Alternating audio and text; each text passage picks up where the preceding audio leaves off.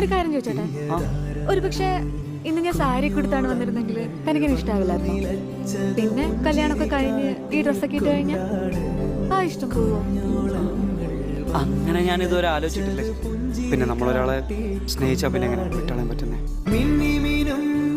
കുഞ്ഞിളം കാറ്റിനെ തൊട്ടു തലോടിയതാരാണ്? മിന്നി മിനുങ്ങണ കുഞ്ഞിളം കാറ്റിനെ തൊട്ടു തലോടിയതാരാണ്?